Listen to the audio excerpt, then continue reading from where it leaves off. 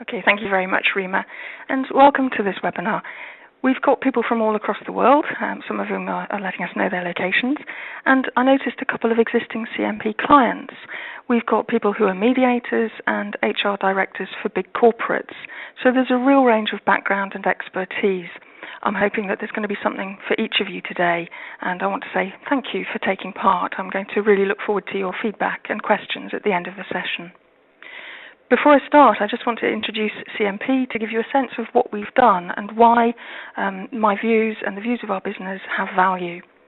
We're a national organisation and we work to close, manage and prevent workplace conflict. That's the CMP. It's what we do. We work across the UK and internationally, providing mediation, investigation, conflict management training and services.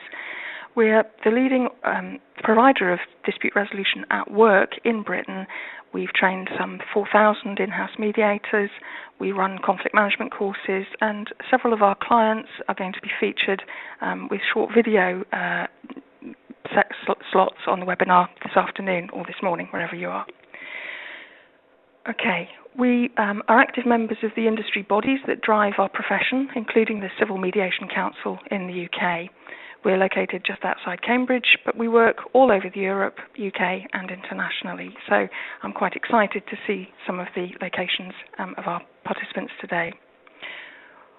What I believe is that people should be able to go to work without feeling sick at heart about their working relationships. We've probably all had the experience of not looking forward to going to work because there's a conflict. I think people have the right to work for organisations where they can have constructive, difficult conversations, where they can do tough negotiations without it becoming personal and stressful. Having people like that in your business makes great business sense, and I'm going to touch on that as we go through. I'm also going to be busting some of the myths about mediation. There are plenty of them around, so that you can take a wider look at how to make it work for you.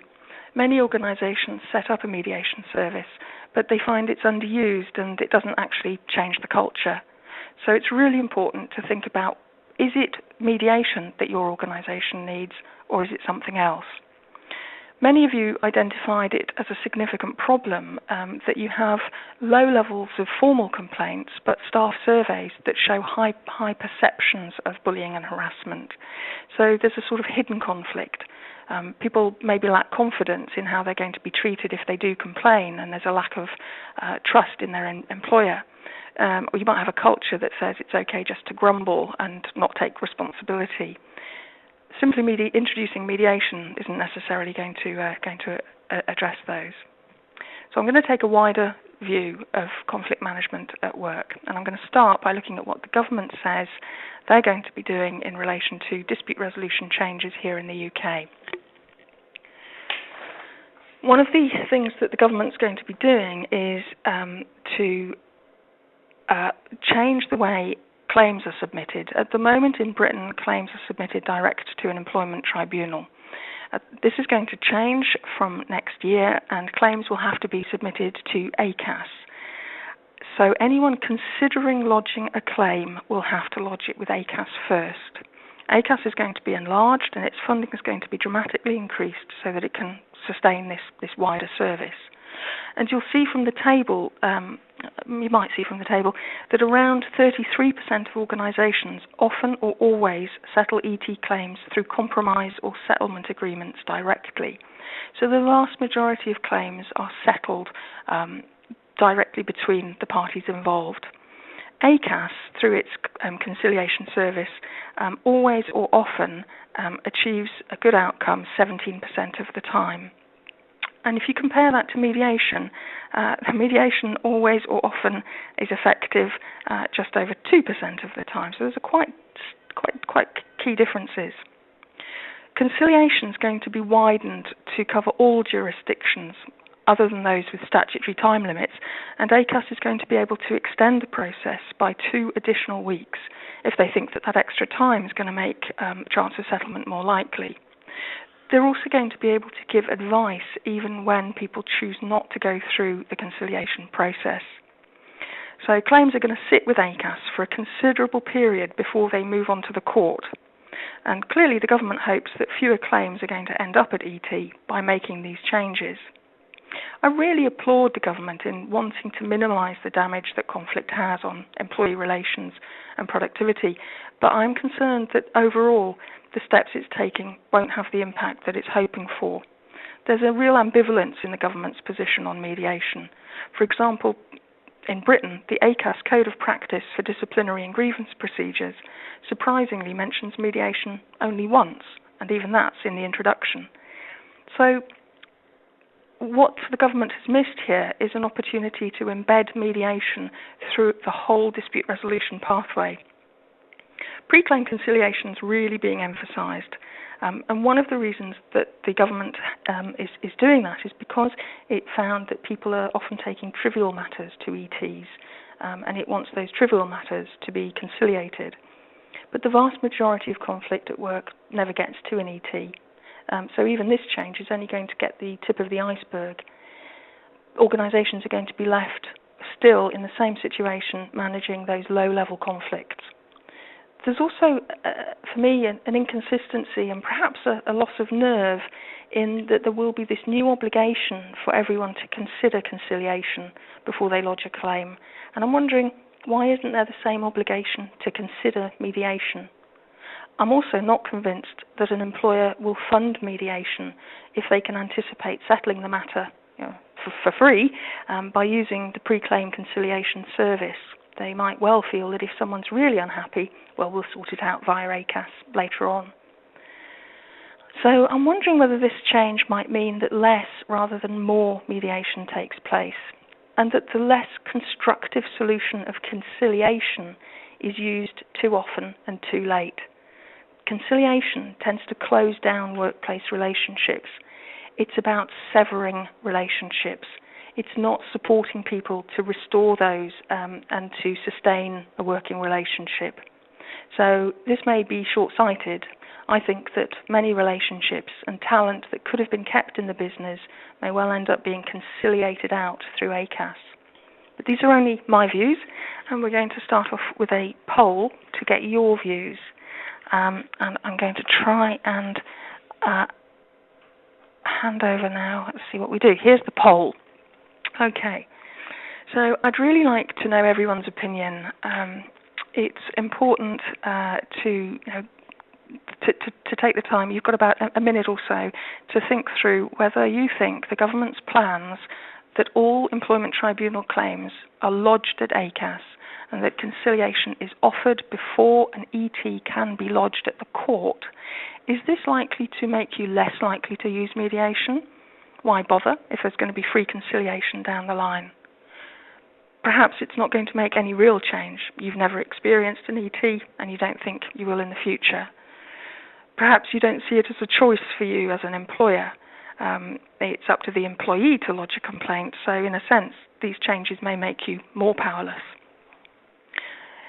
If you're in a unionised organisation, it may be that your unions have a view on ending up at ACAS. There are all sorts of connotations about ACAS and the role that unions play, so it may be that you're more likely to avoid going to ACAS. And in turn, make better use of mediation.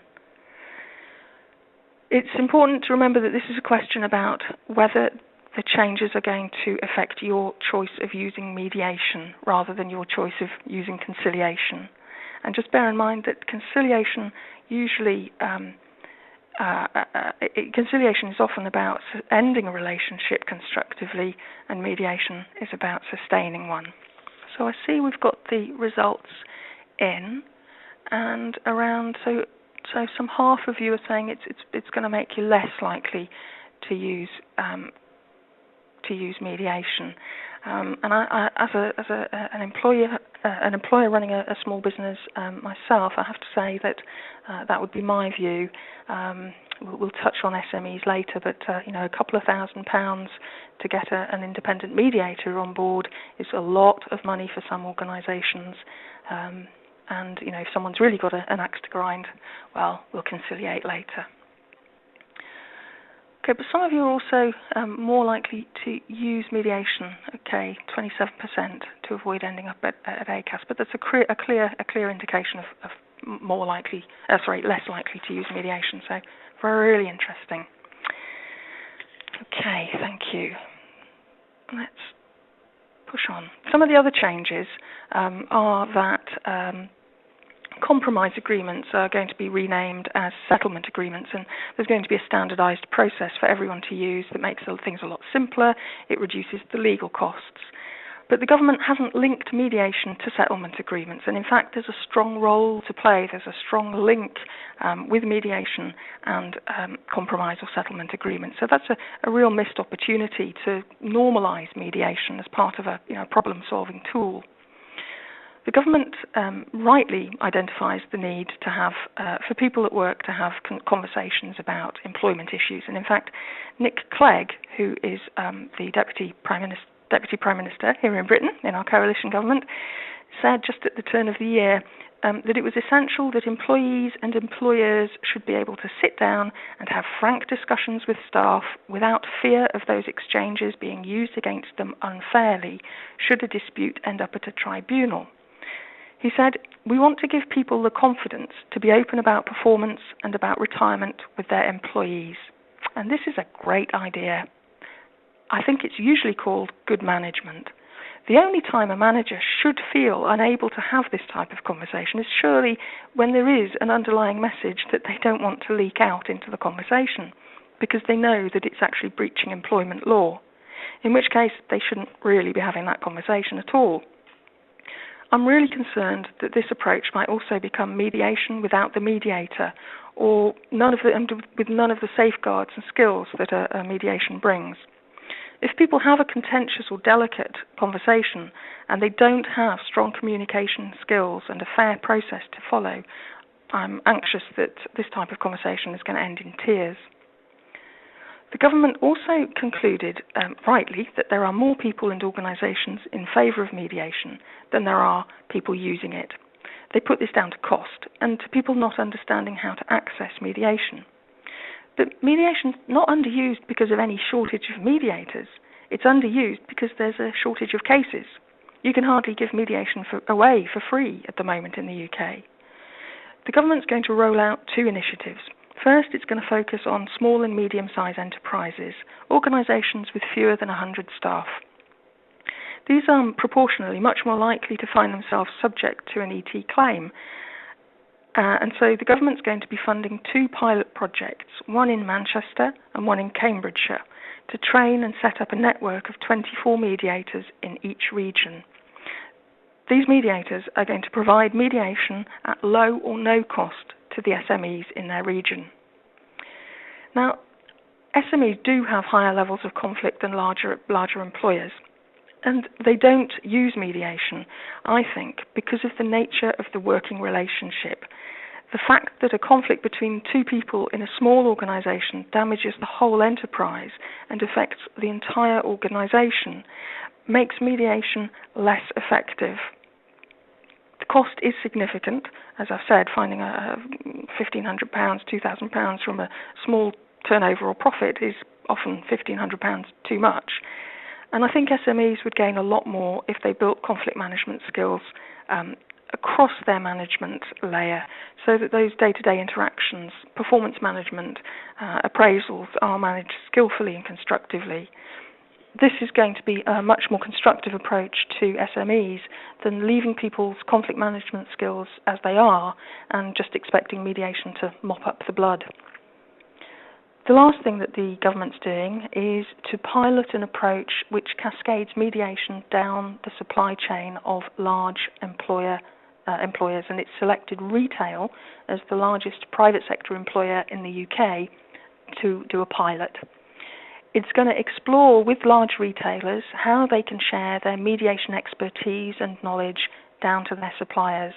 Now, I'm not convinced that Tesco's is going to see the business benefits of investing their management time in offering mediation expertise to their suppliers. And also, if the mediation profession has failed to get the mediation message out to employers, the chances are that it's the message that's wrong rather than the messenger. So I want to have a look at the current picture of mediation in the UK.